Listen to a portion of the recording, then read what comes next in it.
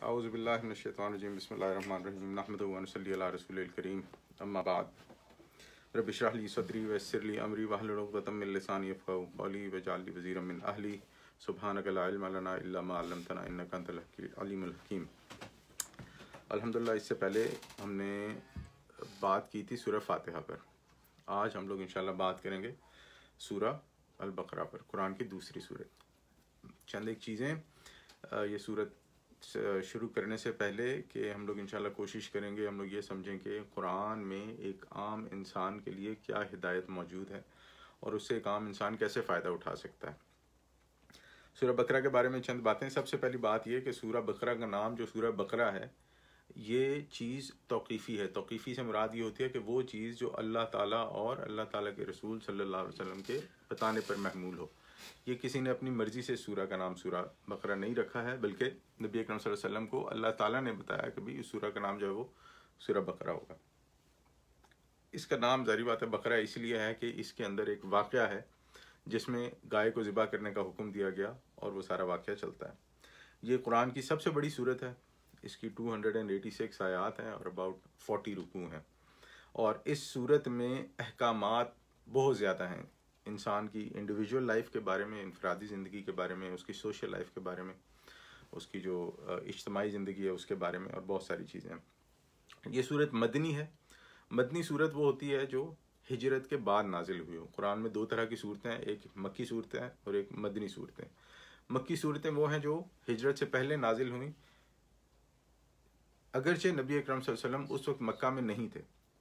और मदनी सूरतें वो हैं जो हिजरत के बाद नाजिल हुई, अगरचे नबी अकरम सल्लल्लाहु अलैहि वसल्लम मक्का में नहीं थे, वो चाहे मक्का से बाहर थे। और इस सूरत के बारे में फ़ज़ाइल तो बहुत ज़्यादा। मैं एक ही हदीस पेश करूँगा। मुस्लिम की रिवायत है कि नबी अकरम सल्लल्लाहु अलैहि वसल्लम ने फरमाया कि जिस घर में सूरह बकरा पढ़ी जाती है वहाँ से शैतान भागता है। तो हम सूरत शुरू करते हैं। औज़ु बिल्लाहि मिनश शैतानिर रजीम, बिस्मिल्लाहिर रहमानिर रहीम। पहली सूरत का आगाज़ होता है अलिफ लाम मीम। इसे कहते हैं हरूफ मुक़त्तआत। क़ता से निकला है, अलग अलग से निकला है। कुरान में 3 किस्म की आयात हैं। एक है आयात मुहकमात। मुहकम का मतलब होता है जो बिल्कुल वाज़े हो और जिसमें अल्लाह ताला ने हुक्म दिया हो कि आपने ये करना है, आपने ये नहीं करना, ये सही है, ये गलत है, उसे कहते हैं आयात मुहकमात। एक है आयात मुतशाबिहात। ये वो आयात हैं कि जिसके बारे में अल्लाह ताला ने हमें बताया है लेकिन उसकी हकीकत हमसे पोशीदा है। जन्नत क्या है, जहन्नुम क्या है, मरने के बाद की ज़िंदगी क्या है, क़यामत कैसे आएगी, कब आएगी। हम एक इंसानी जहन से इस कैफियत का अंदाज़ा नहीं कर सकते। सारी बात है, जब एक इंसान ने एक चीज़ देखी नहीं है तो उसका अंदाज़ा कैसे करेगा। और तीसरी किस्म की आयात है आयात मुक़त्तआत। मुक़त्तआत यानी जैसे मैंने अभी कहा कि ये वो आयात हैं जो मुफरद हर्फ पर होती हैं, यानी अलिफ एक हर्फ है, लाम एक हर्फ है, मीम एक हर्फ है, लेकिन इसे अलम नहीं पढ़ेंगे या अलामा नहीं पढ़ेंगे या इलामा नहीं पढ़ेंगे, इसे पढ़ेंगे अलिफ लाम मीम अलग अलग। इसके माने क्या हैं, इसके बारे में बहुत सारी रिवायात हैं, बहुत सारी बातें हैं, लेकिन इसके माने असल में अल्लाह के रसूल और अल्लाह ताला ने हमें नहीं बताए।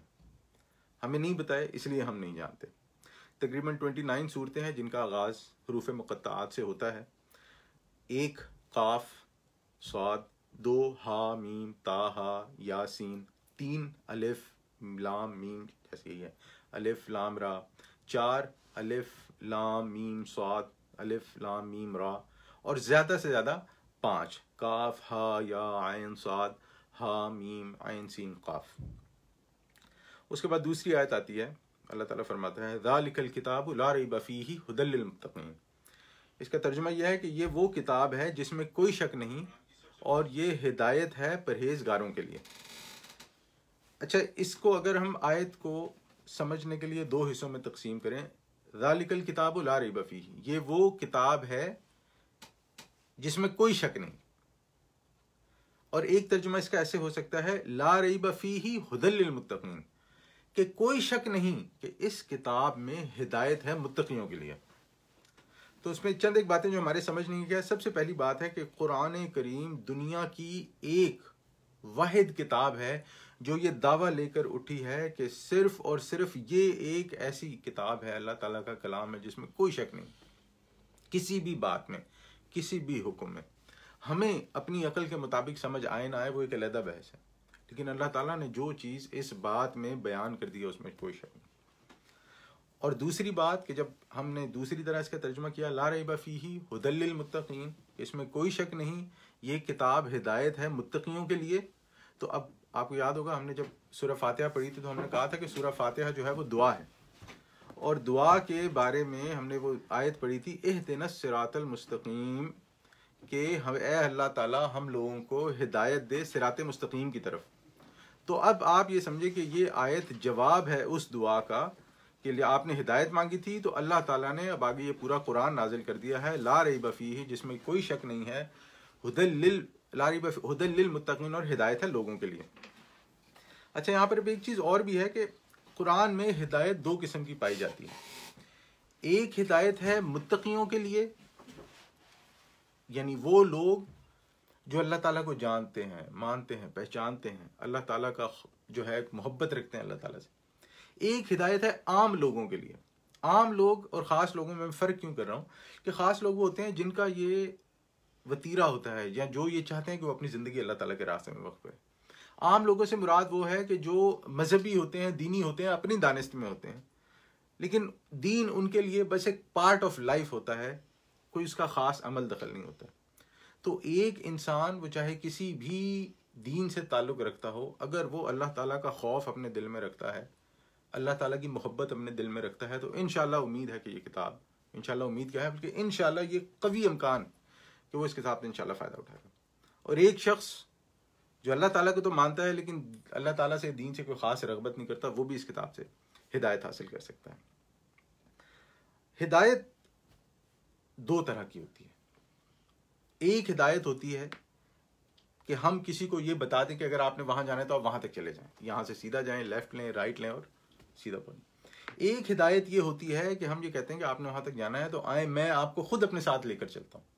आप हाथ पकड़ते हैं और उस इंसान को वहाँ तक पहुँचा देते हैं। तो ये दोनों किस्म की हिदायत इंसान कुरान से पा सकता है। हिदायत के बारे में एक चीज़ और हमें समझनी बहुत ज़रूरी है कि अल्लाह ताला ने अपने रास्ते पर चलने के लिए किसी के साथ भी ज़बरदस्ती नहीं की। इंसान की अपनी मर्जी है, अगर कोई इस पर चलना चाहता है तो चलता है, अगर इस पर कोई नहीं चलना चाहता तो अल्लाह ताला ने किसी के साथ ज़बरदस्ती नहीं। दूसरी बात कि अल्लाह ताला ने किसी के लिए भी अपनी हिदायत के दरवाजे बंद नहीं किए। कोई शख्स ये बात नहीं कह सकता कि क्योंकि मैं ऐसा हूँ या क्योंकि मैं वैसा हूँ, क्योंकि मैं इसको मानता हूँ, क्योंकि मैं इसको नहीं मानता हूँ तो इसमें मेरे लिए हिदायत नहीं। अल्लाह ताला ने हिदायत के रास्ते किसी के लिए बंद नहीं किए हैं। अब ये इंसान के अपने ऊपर डिपेंड करता है, इंसान पे अपने ऊपर मुनहसर है कि वो इस कुरान से कितना फ़ायदा उठा सकता है। तीसरी बात एक और कि जब एक शख्स ढीठ हो जाए, ज़िद्दी हो जाए, अपनी बात को बिला वजह और ज़बरदस्ती मनवाने पर आ जाए, तो फिर अल्लाह ताला उसे हिदायत की तौफीक छीन लेता है। जब एक इंसान गुमराह हो जाए, यानी राह से गुम हो जाए, तो फिर अल्लाह ताला उससे जो है हिदायत की तौफीक छीन लेता है। और जैसे अल्लाह ताला ने फरमाया कि हुदल लिल मुत्तकीन, तो मुत्तकी बेसिकली होता है बचना। मुत्तकी तकवा का मतलब होता है बेसिकली बचना, और तकवा का मतलब ये होता है कि खुद भी बचा जाए और दूसरों को भी बचाया जाए। एक हमारे यहाँ गलत फहमी तकवा के बारे में पाई जाती है कि इसमें तकवा यूं जाहिर किया जाता है गोया अल्लाह ताला का डर और खौफ। ये तर्जुमा पूरे तौर पर दुरुस्त नहीं है। तकवे का असल मकसद या असल तर्जुमा इस तरह बनेगा कि अल्लाह ताला से इस तरह डरना कि इसमें अल्लाह ताला की रहमत की भी पूरी तरह उम्मीद शामिल हो। आपको मैं उसकी मिसाल किस तरह समझाता हूँ कि कोई इंसान अपने वालिदैन से बड़ी मोहब्बत करता है, वो अपने वालिदैन की हर तरह से खिदमत करना चाहता है, तो उसे एक डर ये भी होता है कि कहीं मेरे वालिद साहब या मेरी वालदा मुझसे नाराज़ ना हो, कहीं मुझसे कोई ऐसा काम सरदद ना हो जाए कि मेरी वालदा और मेरे वालिद साहब को बुरा लगे। तो ये इस तरह का डरना जो होता है ये अल्लाह ताला के तकवे में शामिल है कि हम अल्लाह ताला से मोहब्बत रखते हैं, हम अल्लाह ताला से अपनी हर किस्म की हाजात के लिए दुआ करते हैं, हमारा सब कुछ अल्लाह ताला की तरफ है। तो हमें ये डर, ये खौफ होता है कि हम जो अल्लाह ताला से मोहब्बत के रिश्ते में बंधना चाह रहे हैं, कहीं अल्लाह ताला की हमारी तरफ से कोई ऐसी बात ना हो कि अल्लाह ताला की नाराज़गी उसमें पैदा हो जाए। एक बात और यहाँ पर ये भी ज़रूरी है रखनी, कुछ लोग तकवे का माना ये समझते हैं कि हम लोग ये पूरी दुनिया की चीज़ें छोड़कर किसी जंगल में, किसी सहरा में, किसी ऐसी जगह पे चले जाएं जहाँ पर और कुछ ना हो और हम लोग सिर्फ वहाँ बैठे अल्लाह अल्लाह करें। ये तकवा नहीं है, ये रहबानियत कहलाती है। और इस्लाम में रहबानियत का कोई तस्वर नहीं है। इस्लाम क्या है, इससे पहले के भी जो अदियान है उसमें रहबानियत का कोई तस्वर नहीं है। बल्कि एक जगह अल्लाह ताला कुरान में फरमाता है कि ये जो यहूद और नसारा हैं, जो हमसे पहले वाली अक़वाम है, उन्होंने रहबानियत अपने लिए खुद चूज़ की थी। तो अल्लाह ताला ने कहा ठीक है, अगर तुम्हें लगता है तुम कर सकते हो तो कर लो, लेकिन मैंने तुम्हें नहीं कहा ये करने के लिए। ये एक बात हो गई कि कुरान हिदायत है मुत्तकियों के लिए। अब आगे जो आयात आ रही हैं उसमें अल्लाह ताला मुत्तकियों की कुछ निशानियां बयान कर रहा है। सबसे पहली मुत्तकी की क्या निशानी है? अल्लज़ीन युमिनून बिल गैब, कि जो गैब पर ईमान रखते हैं। पहली सिफ्त, इसके लिए एक बड़ी मशहूर हदीस है जिसमें हज़रत जिब्राईल अलैहिस्सलाम जो है नबी करीम सल्लल्लाहु अलैहि वसल्लम के पास आए और पूछा कि इस्लाम क्या है, ईमान क्या है, एहसान क्या है, क़यामत कब आएगी। बड़ी लंबी हदीस है। तो उस हदीस की रूह में जो 6 चीज़ें हमें गैब के ज़िमन में माननी है वो क्या है? अल्लाह पर ईमान, फरिश्तों पर ईमान, वही पर ईमान, रसूलों पर ईमान, रोज़े क़यामत पर ईमान जिसे जी के मर उठना कहते हैं, और अच्छी या बुरी तकदीर पर ईमान। अब ये जगह नहीं है, मतलब कि ये टाइम नहीं है कि हम लोग जो है इसकी तफसील में जाएं, लेकिन गैब के बारे में चंद एक चीज़ें मैं बयान कर दूं। सबसे पहली बात तो ये कि ईमान जो है वो इटसेल्फ एक मौजू है जो हमारे लिए सीखना बहुत ज़रूरी है।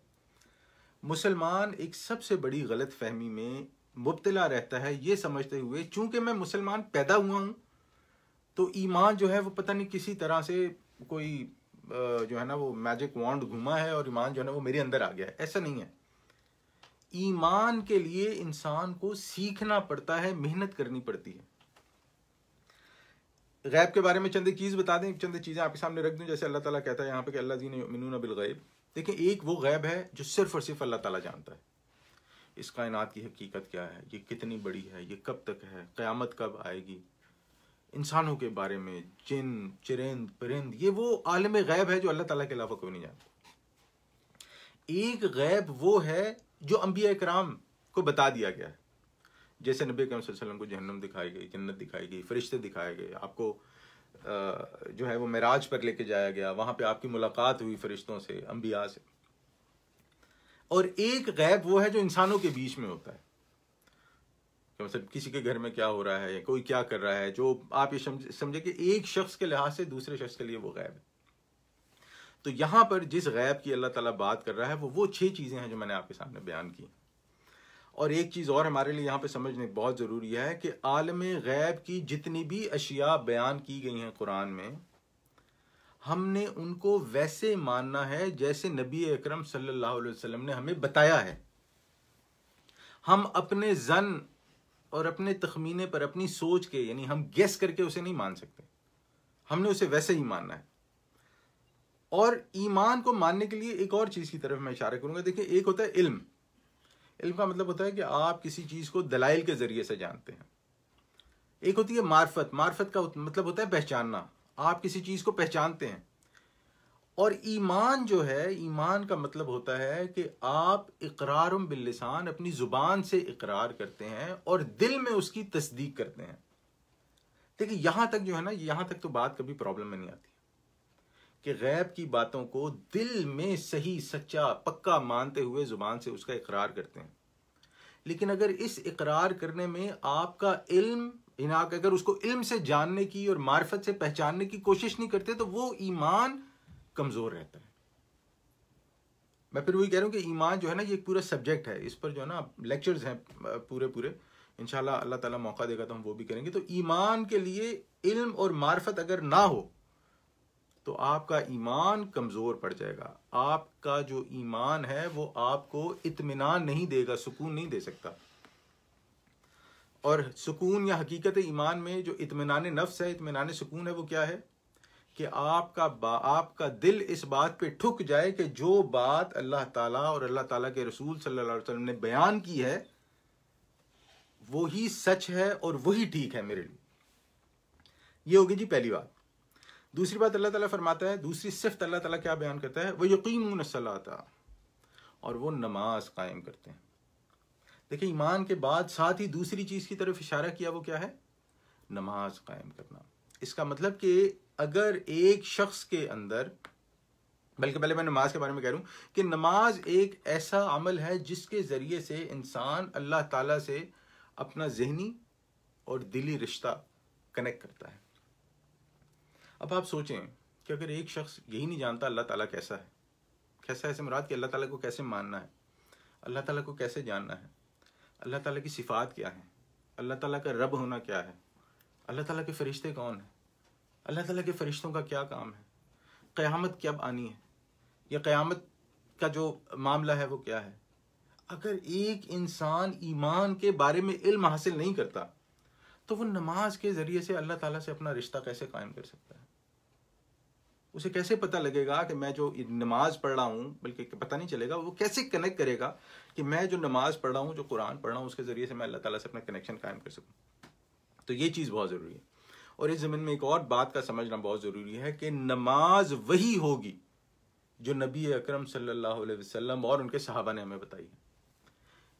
कोई शख्स अगर डिक्शनरी खोल के बैठ जाए और उसमें से नमाज के मुख्तलिफ मतलब निकालने शुरू कर दे तो वो उस लफ्ज़ सलात के मुख्तलिफ मीनिंग्स हो सकते हैं, लेकिन असल सलात जो कुरान में बयान की गई है वो युकीमुन सलात है, वो वही सलात है जो नबी अकरम सल्लल्लाहु अलैहि वसल्लम ने हमें बताई और हम उनके तरीके पर पढ़ते हैं।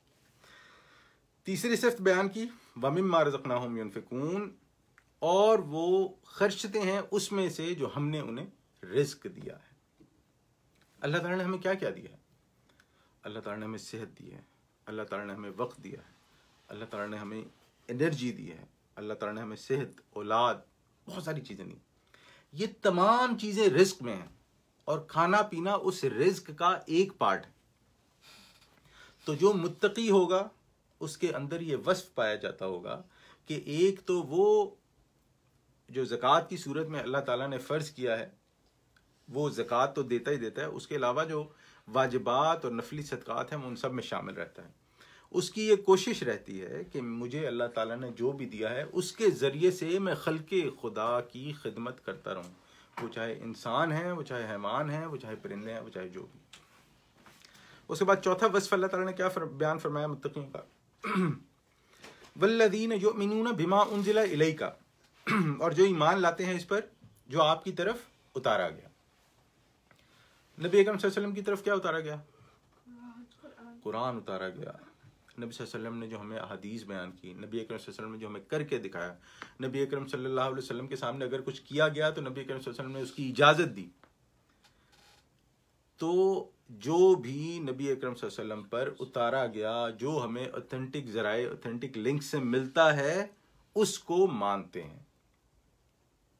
ये भी मुत्तकियों की सिफ़त है। और इसके अलावा वमा उनज़िला मिन क़ब्लिक, और जो आपसे पहले उतारा गया, आपसे पहले हज़रत इब्राहीम को सहीफ़ा दिया गया, हज़रत ईसा को दिया गया, हज़रत दाऊद का जिक्र मिलता है, इसके अलावा हज़रत मूसा को सहीफ़ा दिया गया। जो भी इस दुनिया में अल्लाह ताला का नबी या रसूल आया है, अल्लाह ताला उससे कम्युनिकेशन करता रहा है किसी न किसी। तो ये जो है वमा उनज़िला मिन क़ब्लिक, तो ये उस कम्युनिकेशन की तस्दीक है, उन किताबों की तस्दीक है जो नबी अकरम सल्लल्लाहु अलैहि वसल्लम से पहले उन अंबिया को और रसूल को दिए गए। क्या हम लोग इसे मानेंगे? ये इंपॉर्टेंट सवाल है। तो हम लोग इन किताबों में से उन्हीं बातों को मान सकते हैं जो हमारे कुरान और सुन्नत के साथ एक जैसी होंगी, जो उससे नहीं टकराएंगी। यानी जिस चीज़ की तस्दीक अल्लाह का कुरान या नबी सल्लल्लाहु अलैहि वसल्लम का फरमान या सुन्नत कर दी, उस चीज़ को हम ले सकते हैं। एक बात। दूसरी बात, उन किताबों की उन चीज़ों से भी इस्तेफादा किया जा सकता है, फ़ायदा लिया जा सकता है जो हमारे ईमान और इस्लाम के साथ नहीं टकराती हैं। जैसे हमें अंबिया किराम का जो क्रोनोलॉजिकल ऑर्डर है वो हमें कुरान में नहीं मिलता, वो हमें बाइबल से पता लगता है। इसी तरह किसी मखसूस इलाके में कोई नबी आया, वो हमें बाइबल से पता लगता है। ये बातें ईमान के दर्जे में नहीं है, ये बात आप समझ लें। अगर फॉर एग्जांपल अगर कोई कहते हैं कि हज़रत नूह अलैहिस्सलाम की उम्र जो है वो, अब एक चीज़ हमें पता है कि 950 का अदद हमें मिलता है कि हज़रत नूह अलैहिस्सलाम ने 950 साल जो है वो तबलीग की। अब अगर कोई कहता है कि उनकी उम्र जो है वो 1000 साल थी या 1200 या 1400 साल थी, तो इसमें इख्तिलाफ राय रखने से ईमान पर फ़र्क नहीं पड़ता। ये एक इल्मी बात। और उसके बाद छठा और आखिरी वस्फ जो बयान किया जाता है, वह बिल आखिरत हुम यूकिनून, वो आखिरत पर यकीन रखते हैं। लफ्ज़ यकीन का अल्लाह ताला ने इस्तेमाल किया यहाँ पे। अब यहाँ पर जो ये छठा लफ्ज़ है ना, जो छठी सिफ्त आई है, यकीन रखते हैं। अगर किसी भी इंसान की ज़िंदगी से अकाउंटेबिलिटी को हटा दिया जाए, अकाउंटेबिलिटी क्या होती है? कि वो अपने आमाल का जवाब दे। अगर हम लोग किसी भी बात में से अपने आमाल की जवाबदेही को तल्फ कर दें, उसे हटा दें, बस फिर तो बात ही ख़त्म हो गई ना। फिर इस ज़िंदगी में जैसे मर्जी रहो, जो मर्जी करो, जिस मर्जी का हक मारो, जिसके साथ मर्जी चीटिंग करो, जो मर्जी करो, उसका तो फिर कोई जवाब नहीं। तो यहाँ पर आखिरत के लिए अल्लाह ताला ने जो यकीन का लफ्ज़ इस्तेमाल किया है, इससे ये चीज़ समझ आती है कि अगर एक इंसान को इस बात का यकीन नहीं होगा कि उसने जो इस दुनिया में करना है इसका जवाब अल्लाह ताला को देना है, तो वो शख्स कभी भी इस डेफिनेशन के मुताबिक नेक नहीं हो सकता। आप देखें ना, हमारे यहाँ कितने लोग आपको मिलेंगे कि नमाजें पढ़ पढ़ के यहां पर मेहराब बन जाएगा, वो बाहर जहां पर जरूरत होगी, हो सकता है वहां पर जो है वो लाखों रुपए भी खर्च देते होंगे, बहुत सारे नेक काम करते होंगे, लेकिन वो अपने लिए, मिसाल दे रहा हूं कि अगर कोई कारोबारी शख्स होगा तो वो अपने लिए सूद को हलाल समझ लेगा। कैसे? अब जी क्या करें, काम है, सूद के बगैर चलता ही नहीं। अगर कोई वकील होगा तो अपने लिए झूठ को हलाल समझ लेगा। जी क्या करें जी, कारोबार है, करना पड़ता है, इसके बगैर लोग मानते ही नहीं। अगर कोई दूध वाला होता है जो ये बांटते हैं, वो उसमें पानी मिलाने को अपने लिए हलाल समझ लेता है। बस जी दुनिया ऐसी है, बड़ी महंगाई है, हम क्या करेंगे। देखिए, एक वो शख्स है जो इसको गलत समझते हुए करता है, उसे हम उम्मीद है इंशाल्लाह अल्लाह ताला उसकी तौबा पर उसे माफ कर देगा, तौबा पर। लेकिन एक शख्स है जो ये समझता है कि मैं ये करूंगा ही नहीं तो मेरा काम नहीं चलेगा। यानी आप देखें ना, उसने तो अकाउंटेबिलिटी की जो है वो एक बड़े अच्छे अंदाज में नफी कर दी, उसने उसका बिल्कुल इनकार कर दिया उस चीज का। तो ये जो आखिरत का इनकार है, ये बहुत बड़ा मसला है। और यकीन, जब अल्लाह ताला ने कहा है आखिरत पे यकीन करते हैं, तो यकीन उस चीज को कहा जाता है जो दलाइल से वाजे हो जाए और जिसमें किसी शक की गुंजाइश ना रहे। और यकीन का मतलब ये भी है, अगर आप आखिरत पे यकीन करते हैं तो आप ये नहीं करेंगे कि अल्लाह ताला की आधी बातों को मानेंगे और आदि को छोड़ देंगे।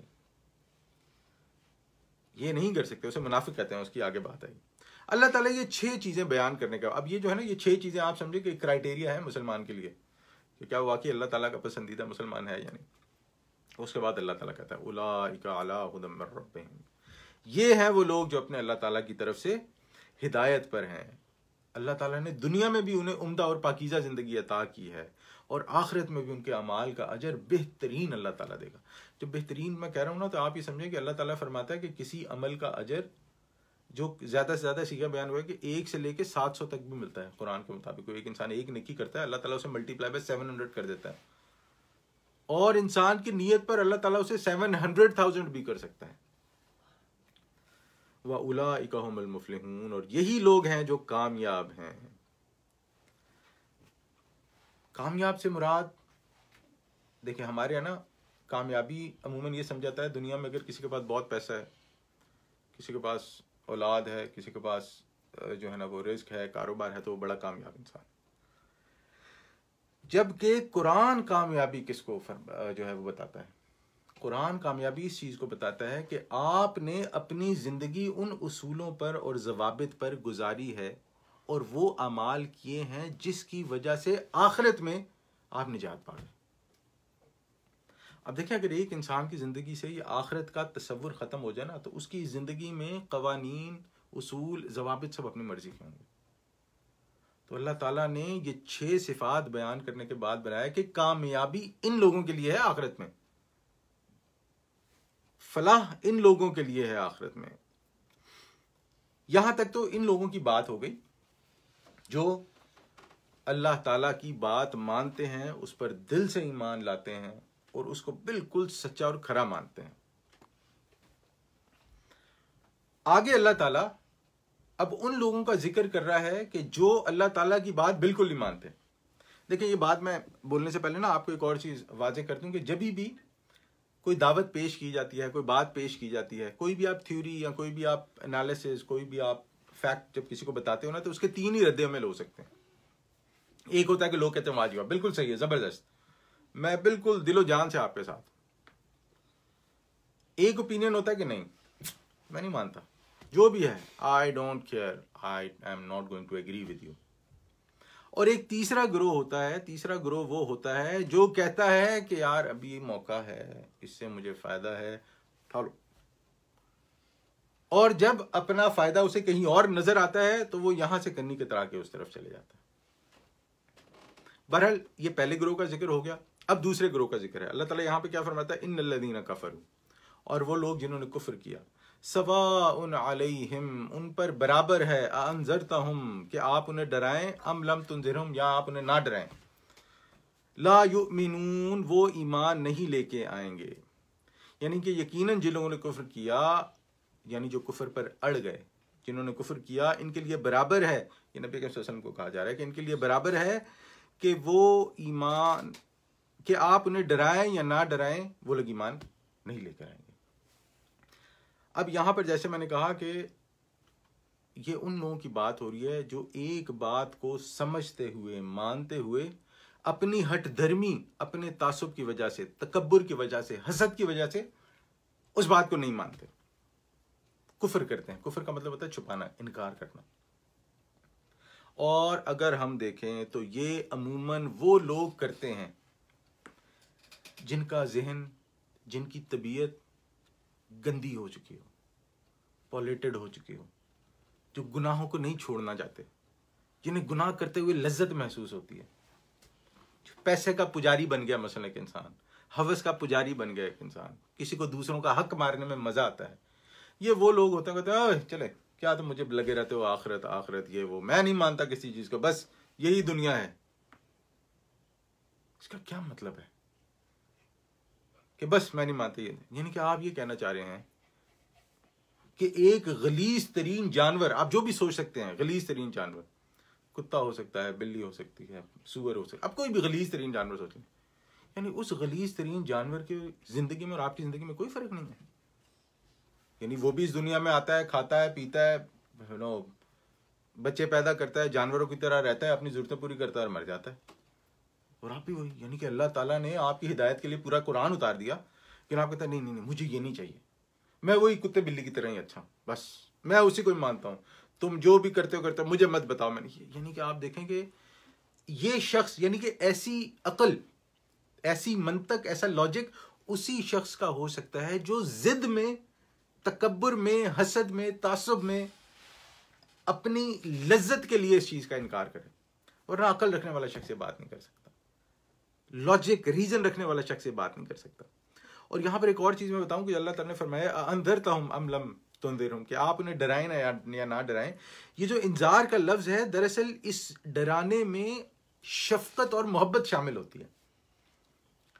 यानी कि मतलब जैसे एक बच्चे को कहते हैं ना, अगर कोई बच्चा किसी गर्म पानी की तरफ जाए, आग की तरफ जाए, बिजली से खेले, तो हम क्या कहते हैं, बाहर आ जाओ, नहीं करो। हमारा मकसद उसे ये कहना नहीं होता है कि हमारी जान ले, उसको मतलब होता है कि भाई नुकसान उठाओगे। तो यहां पर भी जो अल्लाह ताला ने नबी करीम सल्लल्लाहु अलैहि वसल्लम को फरमाया कि आप उन्हें डराएं या ना डराएं, यानी कि आप, क्योंकि नबी करीम सल्लल्लाहु अलैहि वसल्लम ये चाहते थे, हर नबी जो भी आया है वो ये चाहता था कि या अल्लाह मेरी उम्मत को माफ कर दे, इनको अकल नहीं है, इनको पता नहीं है, ये कमजोर लोग हैं, मेरी ये दुआ है कि ये लोग जन्नत में जाएं। तो अल्लाह ताला फरमा रहे कि भाई वो मुत्तकी हैं, वो तो जाएंगे।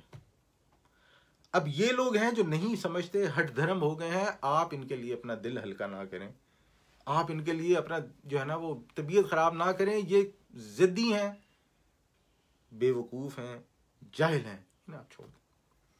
अच्छा, यहां पर मैं एक और बात की तरफ इशारा करना जरूर समझूंगा, जो है ना बड़ा जरूरी है कि इनके ये दिल की हालत जो है ये ऐसी क्यों हो जाती है। इसके लिए ना एक हदीस नबी अकरम सल्लल्लाहु अलैहि वसल्लम की बड़ी मशहूर है, जिसमें नबी अकरम सल्लल्लाहु अलैहि वसल्लम ने फरमाया कि एक इंसान जब गुनाह करता है तो उसके दिल पर एक नुक्ता पड़ता है काला, वो इस्तगफार करता है तो वो नुक्ता धो दिया जाता है, फिर गुनाह करता है, फिर तौबा करता है, सब। अगर एक शख्स गुनाह करता रहे और तौबा करे ही ना, तो उसका पूरे का पूरा दिल काला हो जाता है। और जब उसका दिल काला हो जाता है तो उसके अंदर ये सलाहियत, उसके दिल के अंदर ये सलाहियत ख़त्म हो जाती है कि वो अल्लाह ताला की वही से कोई फ़ायदा उठा सके। और इसी के बारे में अल्लाह ताला साथ ही अगली आयत में फरमाता है, ख़तम अल्लाहु अला क़ुलूबिहिम, कि हमने मोहर कर दी उनके दिनों पर, व अला समइहिम, और उनके खानों पर। जब एक इंसान जिद्दी हठधर्म हो गया, बात नहीं मान रहा, दलाइल दिए उस पर गौर नहीं करता, बातिल पर जमा हुआ है, तो क्या होता है? आहिस्ता आहिस्ता आहिस्ता आहिस्ता उसके अंदर से अच्छाई को, हक को, अल्लाह ताला की खूबसूरती को, अल्लाह ताला की बातों को समझने की सलाहियत कम कम कम कम कम हो जाती है। और बिल आखिर एक ऐसा मौका आता है कि उसके अंदर हक को कबूल करने की गुंजाइश, हक को कबूल करने की सलाहियत ख़त्म हो जाती है। ये है वो चीज़ जिसको अल्लाह ताला कहता है, ख़तम अल्लाहु अला क़ुलूबिहिम व अला समइहिम व अला अबसारिहिम ग़िशावा, और उनकी आंखों के सामने पर्दा है। भी एक शख्स बाहर सूरज चमक रहा है, आप उसे कह रहे हैं कि वो देखो सूरज चमक रहा है, दिन हो रहा है, अच्छी खासी रोशनी है, नहीं मैं तो नहीं मानता, तो आंखों के सामने पर्दे वाली बात ही ना। तो ये सिंबॉलिक काइंड ऑफ लैंग्वेज है कि जहां पर अल्लाह ताला ये बता रहा है कि जो शख्स अपने कुफर पर जिद की वजह से अड़ा रहेगा तो फिर उसके दिल पे मोहर लग जाएगी, आंखों पे मोहर लग जाएगी, कानों में कितनी भी अच्छी बातें जाएंगी वो उसे समझ नहीं पाएगा। इंशाल्लाह सूरह यासीन में ये बात मजीद उसके साथ आएगी, वजाहत के साथ आएगी। अल्लाह ताला की तौफीक से हम लोग उस वक्त वहाँ पे बात करेंगे। और आखिरी चीज़ इसी आयत की कंटिन्यूएशन में, इसके बाद में बात ख़त्म करेंगे, वलहुम अज़ाबुन अज़ीम, और इनके लिए बहुत बड़ा अज़ाब है। अल्लाहुम्मा अर्हमना व महफ़िज़ना, अल्लाह ताला हमें इस अज़ाब से बचाए। अज़ाब दुनिया में भी, अज़ाब आखिरत में भी। मिसाल देता हूँ, दुनिया में इससे बड़ा यानी कि हमारे सामने है, कोई अज़ाब हो सकता है कि एक इंसान को उसकी औलाद जूते मारे। दुनिया में इससे बड़ा अज़ाब कोई हो सकता है कि इंसान दुआ मांगे हाथ उठा के कि अल्लाह मेरा वो जो फलाना है, औलाद के लिए, अपनी औलाद के लिए बददुआएं करे। अगर इंसान को अल्लाह ताला कोई ऐसी बीमारी लगा दे कि इंसान जो है वो सिर्फ ऐसे सीधा लेटा रहे, ना लेफ्ट और ना राइट, जाती क्या ज़िंदगी होगी उसकी। इस सब के अलावा जिनके पास पैसा है, घर है, खाना है, औलाद है, सब कुछ है, अल्लाह ताला उनसे उनका ज़हनी सुकून छीन ले। हम सुनते हैं ना कितने बड़े बड़े सेलिब्रिटीज़ होते हैं सुसाइड कर लेते हैं, सोने के लिए दवाइयाँ खानी पड़ती हैं। उनके पास किस चीज़ की कमी? मेंटल सुकून की, ज़हनी सुकून की, मेंटल पीस नहीं है उनके पास। अल्लाह ताला से डरना चाहिए, अल्लाह ताला से हर वक्त डरना चाहिए। इंसान से गलती हो जाए, कोताही हो जाए, ये मत भूलें कि अल्लाह ताला ने तौबा का दरवाज़ा रखा ही इसलिए है कि हम लोग कोताह, गुनहगार, गलती करने वाले हैं। शैतान और इंसान में क्या फ़र्क है? शैतान ने इनकार किया और उस पर अड़ गया, सरकश हो गया। हज़रत आदम अलैहिस्सलाम और अम्मा हव्वा से गलती हुई तो उन्होंने अल्लाह ताला से तौबा की, और अल्लाह ताला ने उन्हें खुद बताया कि आप दुआ करो, रब्बना ज़लमना अनफुसना। तो जो शख्स अल्लाह ताला से डरता है, अल्लाह ताला से रहमत की उम्मीद रखता है, तो अल्लाह ताला हमसे इतना प्यार करता है कि मैंने पिछली बार भी बयान किया था कि अल्लाह ताला ने अपनी मोहब्बत के, रहमत के 100 हिस्से करके एक दुनिया में भेजा जो सब पे बांट दिया, और 99 उसके पास है। सब पे जितने भी इस दुनिया में मोहब्बत करने वाले हैं, वो एक हिस्सा है। और क़यामत से, यानी कि शुरू से हज़रत आदम से लेकर क़यामत तक के लोगों के लिए, तो अल्लाह ताला से मोहब्बत को, अल्लाह ताला की तरफ पलटने को, अल्लाह ताला से माफ़ी मांगने को, तौबा करने को, इस्तग़फ़ार करने को, अल्लाह ताला के शुक्र अदा करने को, इसको छोटा ना समझे, लेकिन इसको सब कुछ भी ना समझे। ऐसा ना हो कि इस बुनियाद पर इंसान गलत काम करने शुरू करते हो कि अल्लाह ताला बड़ा गफूर रहीम है। ये दोनों बातें गलत हैं। हमने बात की थी, तक़वा का मतलब है अल्लाह ताला से डरना रहमत की उम्मीद करते हुए, तौबा की बुनियाद पर गुनाह करते हुए। और फिर आखिरत में जो अल्लाह ताला की तरफ से अजाब होगा वो तो फिर एक और बहुत बड़ा टॉपिक है। तो अल्लाह ताला से दुआ है कि अल्लाह ताला हमें माफ़ फरमाए, अल्लाह ताला हमें मुत्तक़ियों में से कर दे, अल्लाह ताला हमारे अंदर ये सिफ़ात पैदा कर दे, अल्लाह ताला हमारे अंदर से ज़िद, हरदर्मी, दिल की सख्ती को ख़त्म करके अपना दिल अल्लाह ताला की तरफ कर दे। और हमने जो भी पढ़ा समझा सीखा अल्लाह ताला उस पर अमल करने की तौफीक अता फरमाए। इसमें से जो कुछ भी अच्छा था वो अल्लाह ताला की तरफ से था, अगर कुछ गलत था तो वो मेरी गलती और कोताही थी, अल्लाह ताला मुझे माफ़ फरमाए। और अगर आप सब भी मेरे लिए दुआ करें कि जो हमने काम शुरू किया अल्लाह ताला इस पर इस्तकामत दे और हमें इसे कंटिन्यू करने की इंशाअल्लाह तौफीक अता फरमाए। अगर आपके पास कोई सवाल है, आप कुछ पूछना चाहते हैं तो कर लें, नहीं तो फिर अल्लाह ताला से ये दुआ करते हुए कि अल्लाह ताला हमें तौफीक दे कि हम ये काम को जारी रखें, हमारी गलतियों को तय माफ़ फरमाए। वसल्लल्लाहु तआला अला खैर खल्क़िही अजमईन बिरहमतिका या अरहमर राहिमीन व आखिरु दअवाना अनिल हम्दुलिल्लाहि रब्बिल आलमीन।